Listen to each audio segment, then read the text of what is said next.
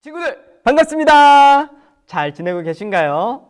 드디어 저희 교회에서 각 부서별로 현장 예배가 다시 시작되게 되었습니다. 네, 근데 그럼에도 불구하고 아직 이곳에 나오지 못한 친구들은 이 영상을 통해서 우리가 함께 같은 마음으로 소중한 예배를 드렸으면 좋겠어요.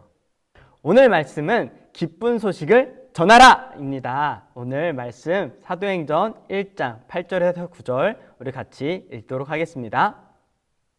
오직 성령이 너희에게 임하시면 너희가 권능을 받고 예루살렘과 온 유대와 사마리아와 땅끝까지 이르러 내 증인이 되리라 하시니라. 이 말씀을 마치시고 그들이 보는데 올려져 가시니 구름이 그를 가리어 보이지 않게 하더라. 아멘. 여러분, 푸른 하늘과 아름다운 해변을 품고 있는 섬, 괌이라는 섬 혹시 알고 있나요? 네, 그 섬에는 굉장히 특별한 동굴이 있다고 해요. 그 동굴의 이름은 요코이 동굴입니다. 그 동굴이 특별한 이유는 굉장히 특별한 사연이 그곳에 있기 때문에 그렇습니다. 제2차 세계대전 때 요코이라는 일본 병사가 있었어요. 그 사람이 그 괌에 파견되어서 막 전쟁 중이었습니다.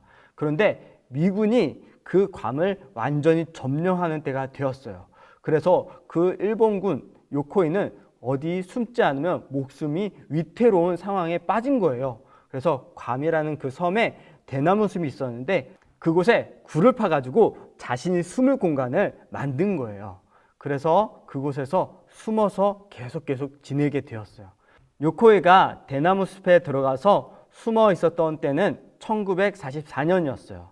그로부터 1년이 지난 뒤 그 전쟁은 끝나고 말았습니다. 그런데 아무도 요코이에게 찾아가서 그 전쟁이 끝났어, 요코이 그 전쟁이 끝났어, 이제 밖은 안전해 라고 알려주는 사람이 아무도 없었어요. 그래서 그 소식을 듣지 못한 요코이는 28년이라는 시간을 그곳에서 숨어서 살았어요. 요코이는 얼마나 힘겨운 삶을 살고 있었을까요? 늘 배고프고 제대로 입지 못하고 그 어떤 것에 보호받지 못한다는 그 불안감 가운데 또 누군가 나를 발견하면은 내 목숨이 위태롭고 내 목숨이 사라질 수 있다는 그런 위협 때문에 항상 불안하고 또 배고프고 굉장히 힘든 그런 삶을 계속 살았을 거예요. 그러한 요코이가 사람들에게 발견되었을 때는 굉장히 왜소하고 먹지 못해서 살이 빼짝 마르고 그리고 나뭇잎을 엮어서 만든 옷을 입고 있었다고 이야기합니다.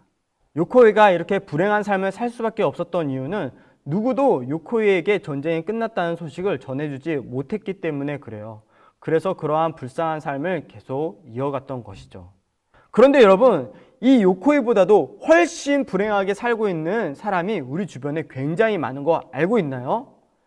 예수님께서 우리의 죄를 위하여 십자가에 못 박혀 돌아가시고 다시 부활하시면서 우리에게 구원을 주셨다는 것들, 그것을 아직도 알지 못하고 죄의 그 짐 가운데 살아가고 있는 사람들이 너무나도 많다는 거예요.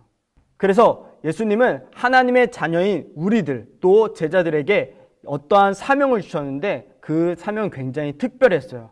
과연 그 사명은 어떤 것일까요? 이와 관련해서 우리가 알아야 되는 진리는 또 무엇이 있을까요? 우리가 오늘 말씀을 들으면서 함께 알아보도록 해요.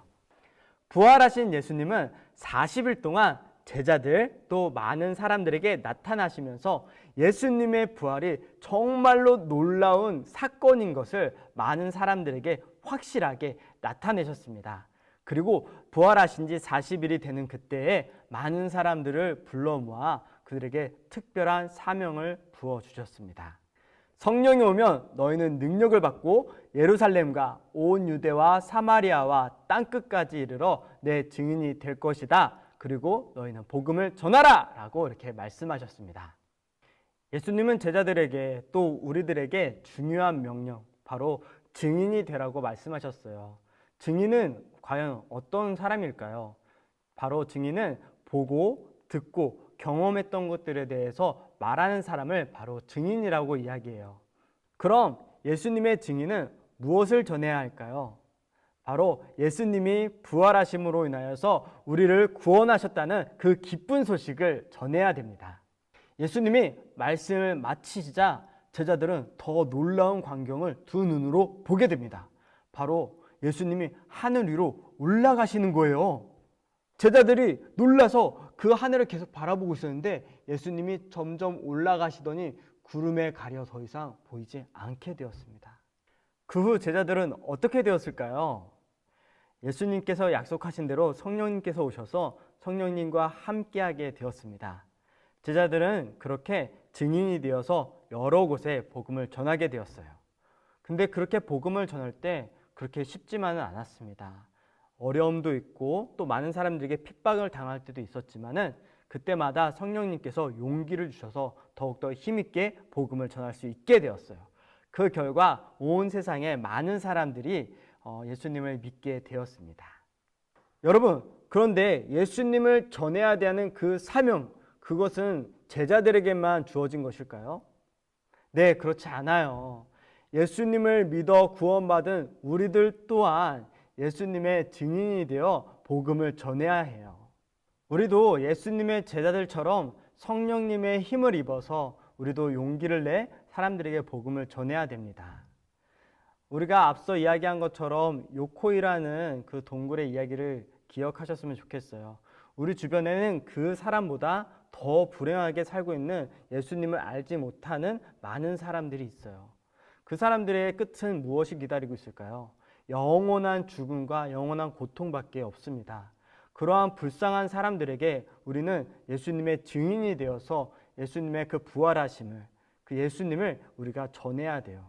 그렇게 복음을 전함으로 인하여서 예수님의 그 사명을 우리가 또 지키기도 하고 또 예수님의 기쁨이 되는 우리 모두가 되었으면 좋겠습니다. 이것으로 오늘 말씀 마치고 우리 함께 기도하도록 할게요. 두 손 모으고 눈 감고 함께 기도하겠습니다. 사랑이 많으신 하나님 아버지 감사합니다. 우리를 죄 가운데서 구원하여 주시고 하나님의 자녀 삼아 주시니 감사합니다. 그런데 우리 주변에는 아직도 예수님을 믿지 않은 친구들이 너무나도 많이 있습니다. 성령님, 우리와도 함께하여 주셔서 우리가 증인으로서 용기 내어서 그 친구들에게 복음을, 예수님을 전할 수 있도록 힘을 주시옵소서.